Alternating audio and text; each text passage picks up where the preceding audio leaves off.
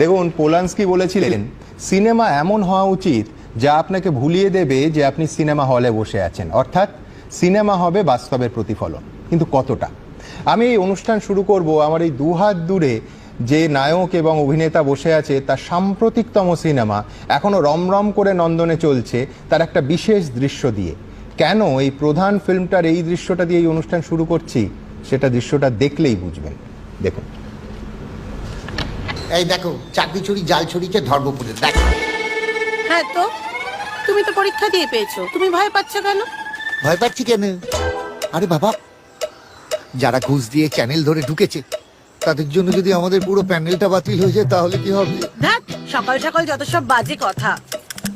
বিয়ের পর তো একটা ভালো কথা তুমি আমার শুনতেই পাও না। যত সব দেখুন, এই ছবিটা রিলিজ করে গত বছরের 22শে ডিসেম্বর। আমি ধরে নিচ্ছি তার অন্তত 6 মাস থেকে 1 বছর আগে চিত্রনাট্যের এই অংশটা শুভদীপ, অভিজিৎ বা অতনুদা লিখেছেন। দেব, তুমি নিজেও এই ছবির অন্যতম প্রযোজক। আমার প্রথম প্রশ্ন হবে যে 22শে এপ্রিলের ঘটনা হুবহু 22শে ডিসেম্বর রিলিজ করা একটা ফিল্মে কিভাবে মিলে যায়? এ তো ম্যাজিক। আই উইল সে এটা একটা কোইন্সিডেন্স।